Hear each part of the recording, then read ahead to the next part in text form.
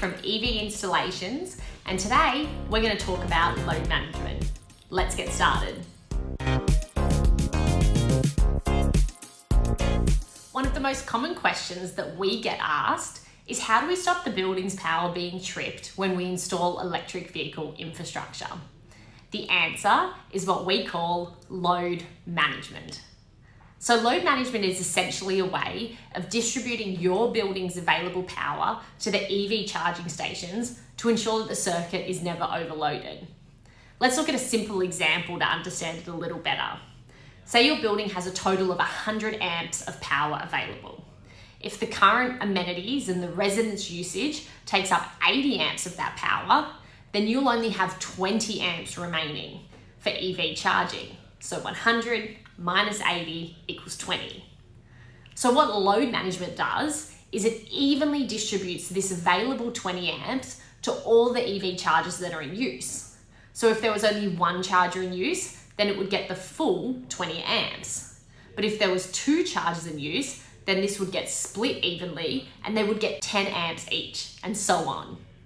This means that all chargers plugged in will always get power to charge. However, the charging speed will vary depending on the available power at the time and the number of chargers in use. So how do you know if you need load management? Well, first off, you need to understand how much power your building has available for EV charging. The best way to do this is by using an energy monitoring device, or an EMD. This device is installed on the main switchboard for a minimum of 2 weeks, and it tracks how much power is available for EV charging in your building. Once you understand how much power you have available, it is then a matter of working out if it's enough for the number of EV chargers that you will require in your building. In most cases, it isn't enough, and this is when load management is required. However, sometimes at the very start of your EV journey, when EV uptake is low and you only have a couple of chargers, you may be able to get away with no load management until uptake reaches a certain level. We always work with our customers to understand what this uptake level is and when load management would be required for their building. So what are your load management options? Well, essentially, there are two types of load management that we recommend: static and dynamic. So static load management is where a maximum power supply limit is set for EV charging, and this never changes. So for instance, you might set a 400 amp limit, which means that only 400 amps can ever be used for EV charging, and this will never increase even if there is more power available in the building at certain times. The alternative is dynamic load management. So this is where all the available power at any given time is distributed to the EV chargers and there is no maximum set.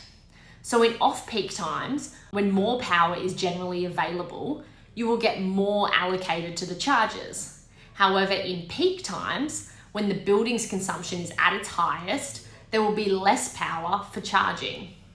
This is the option that we generally suggest for strata buildings, as it gives you the maximum amount of power at all times for EV charging. So what are the costs associated with load management? There are two main costs that you need to understand.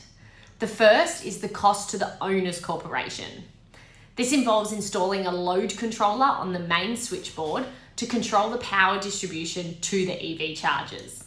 The second is a cost to the resident, and this is an annual subscription for getting access to the load management software and connecting to the building's infrastructure. This is generally around $150 per year and is bundled with billing software. Sometimes we can get pushback from residents as they are put off by this subscription amount, but we always like to remind them that because they are connecting to the building's power, when they charge, they're actually being charged the building's wholesale energy rates, as opposed to the retail rates which they would be charged if they were connected to their own apartment. So they're actually saving money every single time that they charge. And this subscription cost in real terms, once you take this into account, is actually significantly less. Load management is not a one-size-fits-all approach. It depends on your building's power supply, the number of EV chargers installed, the number of chargers in use at any given time, and the charging habits of the owners. You should never install EV chargers into an existing building without considering load management. You should first conduct an EV feasibility study, and as a part of this, have an energy monitoring device installed on your main switchboard so that you can understand your exact available power supply for EV charging and then the suitable load management approach. If you would like to get started with an EV feasibility study for your building, get in touch with us here at EV Installations and we can help kickstart your EV transition.